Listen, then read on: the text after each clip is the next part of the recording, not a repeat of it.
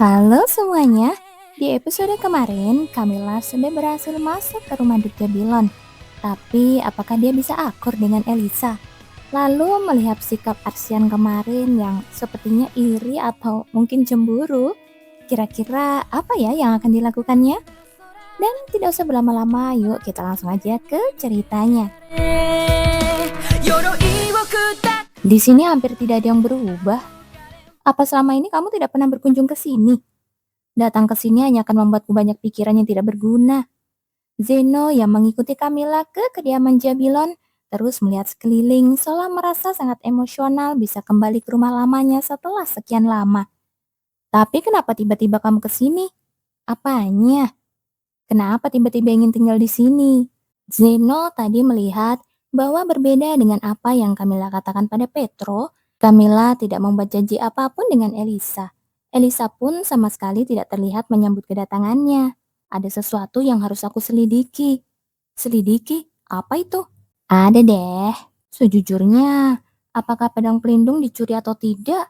Apa urusannya denganku? Lagi pula, ini bukan hal yang akan memberiku keuntungan. Maka dari itu, datang ke sini dan memberikan perhiasan mahal kepada orang yang bahkan tidak menyambutku adalah tindakan yang berlebihan dan terlalu ikut campur.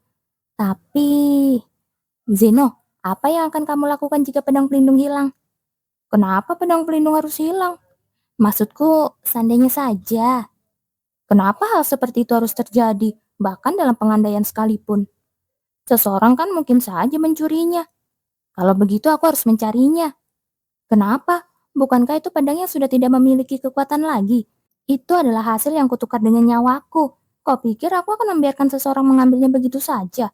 Aku akan mengejarnya sampai ke ujung dunia untuk mengambilnya kembali. Begitulah kata Zeno. Dia bilang dia akan mengambilnya kembali bagaimanapun caranya. Karena ada kemungkinan besar aku akan terseret dalam perjalanan panjang itu, aku memutuskan untuk mencegah pencuriannya sejak awal. Itu jauh lebih baik daripada harus berkeliling mencarinya tanpa tujuan pasti. Keluargamu sendiri sepertinya sangat tidak setuju. Ya, mau bagaimana lagi? Kau mau menginap di kediaman Jabilon selama beberapa hari? Iya, kamu nih ya, lagi-lagi. Lagi-lagi apanya? Apa kamu mau menempel lagi pada pria itu? Bukan begitu. Bukan apanya. Aku sudah berjanji untuk bermain dengan Elisa. Jangan bercanda. Sejak kapan kamu akrab dengannya? Alasanmu tidak masuk akal.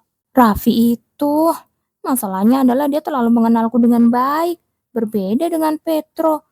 Raffi tidak mudah percaya. Dia menganggapku masih terobsesi pada Petro dan akan melakukan hal konyol lagi. Sehingga dia sangat tidak setuju. Begitu pula dengan Dusorpel dan Lutfil. Apa memang harus ke rumah anak itu? Aku kan belum pernah melakukannya sekalipun. Melakukan apa? Menginap di rumah teman. Aku sangat ingin mencobanya sekali saja. Tapi kenapa harus rumah anak itu? Eh, kalau begitu, bagaimana kalau ke kediaman Sepra saja? Arsian juga mengajakku bermain ke rumahnya. Katanya kamarnya banyak, jadi aku boleh menginap. Kau berangkat besok kan? Bersenang-senanglah. Sudah kuduga. Arsian, kamu benar-benar tidak populer ya di mata orang dewasa. Begitu nama Arsian disebutkan, ekspresi Duk Sorpel langsung mengeras dan dia segera mengizinkanku mengunjungi kediaman Jabilon. Kamila, bolehkah aku masuk? Silakan masuk. Begitu masuk ke kamar, dia terus melihat sekeliling, memastikan secara detail apakah ada yang membuatku tidak nyaman. Apa ada hal lain yang kamu perlukan? Tidak ada, kamarnya sangat bagus. Syukurlah, aku sempat khawatir karena sebenarnya kamar tamu sedang dalam renovasi, jadi kamar ini disiapkan secara terburu-buru. Begitukah? Jika ada yang membuatmu tidak nyaman, beritahu aku kapan saja. Terima kasih. Omong-omong, kapan Duka akan kembali? Beliau berangkat untuk perjalanan yang memakan waktu sekitar 15 hari. 15 hari ya? Berarti kemungkinan besar kejadiannya akan meletus dalam rentang waktu itu. Meskipun Zeno ada di sampingku, haruskah aku memberitahu yang lain juga? Awalnya aku hanya berencana melindungi pedang pelindung, tapi sekarang aku jadi bimbang. Bagaimana jika banyak orang terluka saat kejadian itu berlangsung? Katanya rumah ini bahkan akan terbakar habis. Bagaimana jika ada korban jiwa? Aduh, bukan aku pelakunya. Tapi aku benci sekali harus merasa memikul tanggung jawab moral jika itu terjadi. Memang ya, Lebih baik bersiap-siap sebelumnya. Camilla, ya? Camilla yang sedang melamun segera mendongak saat Petro memanggil namanya. Bukankah sekarang saatnya kamu memberitahuku? Memberitahu apa? Alasan sebenarnya kamu datang ke rumah kami. Bukannya tadi sudah aku bilang, aku ingin bermain dengan Elisa. Camilla tidak bisa menyelesaikan kalimatnya karena Petro tersenyum tipis sambil menggelengkan kepalanya pelan. Sepertinya tuh hal yang selalu dibicarakan ya. Tajam sekali instingnya. Batin Camilla sambil berdecak pelan. Aku sendiri baru sebatas menduga-duga. Aku akan memberitahumu setelah semuanya lebih pasti. Baiklah, aku mengerti. Petro tidak mendesak lebih jauh. Sebaliknya, dia mengalihkan pembicaraan seolah ingin terus mengobrol. Tadi kulihat Elisa tampak sangat senang. Begitukah? Mungkin dia sangat gembira karena Camilla datang berkunjung. Bukan karena itu, tapi karena perhiasan mahal itu sangat setimpal dengan harganya. Pria ini sebenarnya peka atau tidak sih? Aku benar-benar tidak bisa menebaknya. Pintu kembali terbuka dan seorang pelayan masuk. Tuan Petro, ada tamu yang datang. Tamu? Siapa? Tuan muda dari keluarga Sep. Belum sempat pelayan itu menyelesaikan kalimatnya, seseorang muncul dari balik pintu. Kenapa kamu kesini? Mau main? Apa? Ku bilang aku mau main kesini.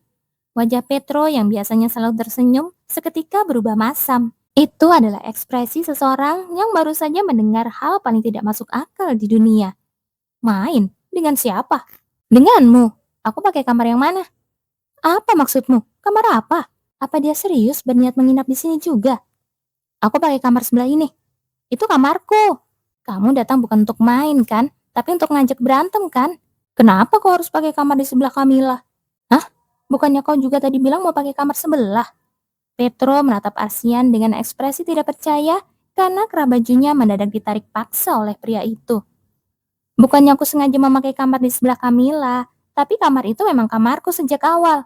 Dan di lantai ini sudah tidak ada lagi kamar kosong.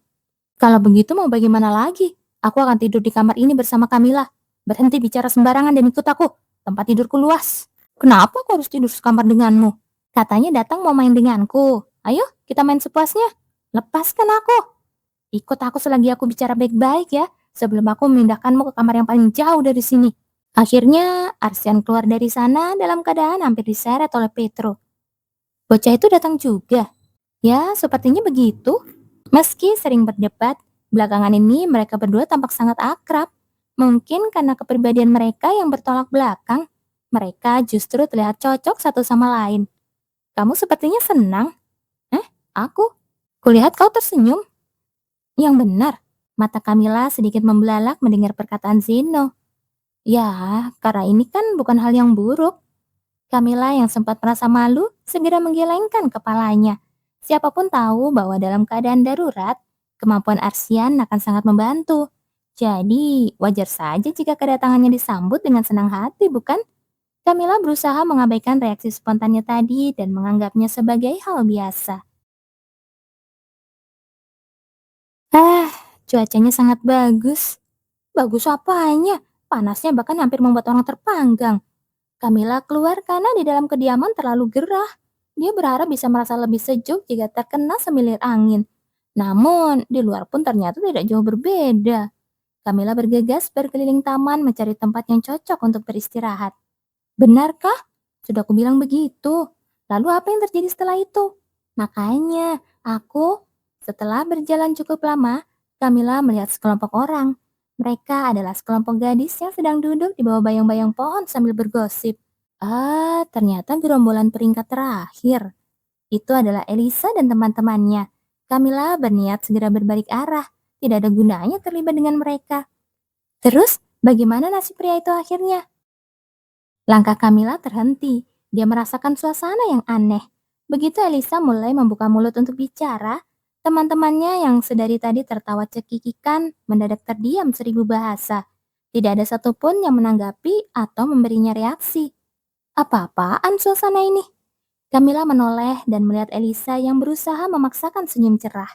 Sementara yang lain memalingkan muka dan sibuk menyusap teh mereka sendiri. Tak lama kemudian, ketiga gadis itu kembali tertawa dan mengobrol seolah tidak terjadi apa-apa, tanpa melibatkan Elisa. Kemarin aku bertemu Tuan Adron loh. Tuan Adron, Maksudmu putra Baron Eslo? Aku juga pernah bertemu dengannya beberapa kali. Apa dia masih hobi membaca buku? Kali ini pun sama. Begitu Elisa bicara, mereka bertiga langsung bungkam secara bersamaan. Siapapun bisa melihat bahwa mereka sengaja mengabaikannya. Elisa sepertinya sudah menyadari suasana tersebut sejak awal. Namun dia berpura-pura tidak tahu dan tetap berusaha membaur dengan mereka. Ada orang yang sepertinya memang gila perhatian pria ya. Kenapa? Kali ini kau tertarik padanya? Astaga, tapi bukankah pria yang sudah di atas 30-an itu agak berlebihan? Benar-benar, itu keterlaluan. Ya, kalau pria yang disukai temannya saja bisa direbut, apa yang tidak bisa? Seketika rentetan kalimat sindiran terlontar. Elisa akhirnya membeku dengan wajah kaku sambil menggigit bibirnya kuat-kuat. Sudah kubilang itu salah paham. Salah paham? Linders, yang hingga beberapa waktu lalu adalah teman terdekat Elisa, mengangkat sudut bibirnya dengan sinis. Kamu tahu kan aku menyukai Tuan Oslin, tapi kau tetap menemuinya secara pribadi. Itu yang kamu sebut salah paham. Padahal ada banyak orang yang melihat kalian bersama. Itu cuma kebetulan. Lagi-lagi alasan itu. Aku benar-benar hanya berpapasan dengannya di teater secara tidak sengaja. Lalu bagaimana dengan hal itu? Hal apa? Tuan Oslin menyatakan cinta padamu. Apa itu juga sebuah kebetulan dan salah paham? Itu Elisa merasa sangat tidak adil. Dia pergi ke teater hanya untuk menonton pertunjukan yang dia sukai dan kebetulan bertemu Oslin. Karena dia tahu Linders menyukai pria itu, Elisa hanya menyapa singkat dan berniat pergi. Meski pria itu terus mengejarnya dan mengajak minum teh, Elisa selalu menolaknya dengan sopan dan langsung pulang. Namun sialnya, ada orang lain yang melihat kejadian itu. Rumor bahwa Oslin dan Elisa menonton pertunjukan bersama pun menyebar luas dengan cepat. Apa kemarin kau bertemu Tuan Oslin? Tuan Oslin? Iya. Iya, jadi rumor itu benar. Kami hanya bertemu sebentar dan bertegur sapa. Bagaimana bisa kau melakukan itu? Kau tahu kan aku menyukainya? Apa? Bukan begitu. Kami benar-benar bertemu secara tidak sengaja dan hanya menyapa. Jangan bohong. Elisa membantah dan menegaskan bahwa itu tidak benar. Tapi sia-sia. Masalah semakin runyam saat Oslin benar-benar menyatakan cintanya kepada Elisa yang membuat kesalahpahaman itu semakin dalam. Kupikir karena mereka menerima undanganku, berarti masalahnya sudah selesai. Elisa mengundang teman-temannya demi memperbaiki hubungan mereka. Dia sangat senang saat mereka semua memberi kabar akan hadir. Namun sekarang dia sadar, mereka datang hanya dengan rencana untuk mempermalukannya secara terang-terangan seperti ini. Elisa ingin sekali berdiri dan menjambak rambut mereka saat itu juga, tapi dia menahannya. Sebagai putri dari keluarga Duke, dia tidak boleh bersikap tidak hormat. Seberapapun tidak adilnya situasi ini, dia tidak boleh melakukan tindakan yang bisa dijadikan bahan gunjingan. Kalian ini masih saja suka melakukan hal-hal bodoh ya? Tiba-tiba terdengar suara yang sangat familiar. Mereka semua menoleh dan melihat Camilla yang sedang berdiri sambil berdecak melihat mereka dengan tatapan meremehkan. Kamu? Kenapa kamu ada di sini? Aku datang untuk main. Tatapan Linders beralih ke Elisa. Dia sama sekali tidak mendengar kabar bahwa wanita itu akan ada di sini. Tapi, kamu, si peringkat 107. Wajah Linders langsung berkerut kesal karena Camilla memanggilnya dengan peringkat ujiannya tanpa beban. Dia ingin berteriak bahwa dia bukan lagi peringkat 107, karena di ujian terakhir, dia naik ke peringkat 77. Namun di depan Camilla yang selalu meraih peringkat pertama, dia merasa posisinya hanya akan terlihat semakin konyol.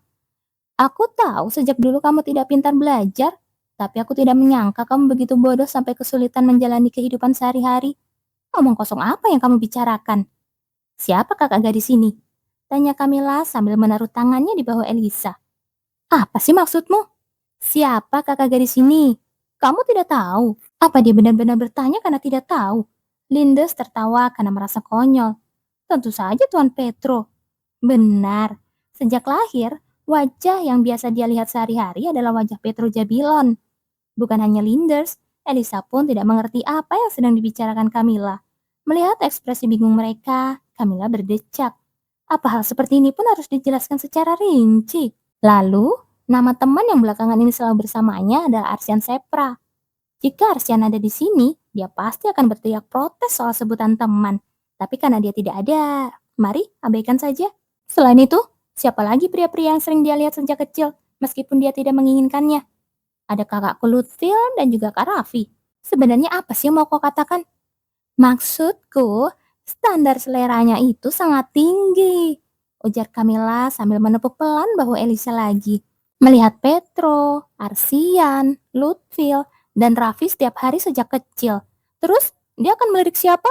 Oslin, pria berotot itu. Camilla juga pernah berpapasan dengannya beberapa kali di akademi, tapi jujur saja, dia tidak pernah sudi menatapnya lebih dari 1 detik. Orang itu terlalu berisik.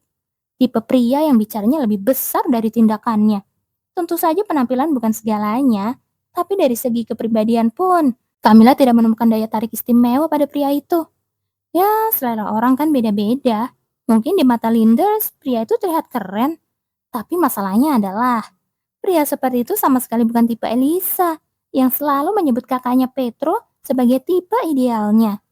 Dan tidak mungkin Linders yang selalu menempel pada Elisa setiap hari tidak tahu tentang fakta itu. Namun, dia tetap saja melakukan drama konyol ini. Jelas sekali dia sedang mengamuk karena kesal. Fakta bahwa Oslin yang dia sukai justru menyatakan cinta pada Elisa. Tapi seberapapun kesalnya, cara ini benar-benar memuakkan. Menurutmu, setelah melihat 4 pria itu setiap hari seumur hidupnya, apakah dia akan melirik pria seperti Oslin? Linders yang baru saja melompat dari tempat duduknya dan hendak berteriak, tentu saja, mendadak tersentak. Seseorang sedang berjalan menghampiri tempat mereka berada. Rupanya kalian di sini. Itu adalah Petro. Dan di sampingnya, kenapa kau meninggalkan bola komunikasimu begitu saja? Sudah kubilang kan, kau harus segera menjawab jika dihubungi. Apa tidurmu nyenyak? Raffi dan Lutfil sedang bersamanya. Arsian juga muncul perlahan dari belakang mereka. Melihat 4 pria yang masing-masing memiliki aura luar biasa itu berjalan bersamaan, semua orang yang ada di sana, tanpa terkecuali, ternganga lebar. Melihat Linders yang hanya bisa tergagap, Camilla mendecak pelan. Setidaknya kamu masih punya hati nurani. Setelah melihat 4 orang itu, kata, tentu saja, jadi mustahil untuk diucapkan, bukan? Pada akhirnya, Linders tidak bisa menyelesaikan kalimatnya dan terpaksa duduk kembali dengan patuh.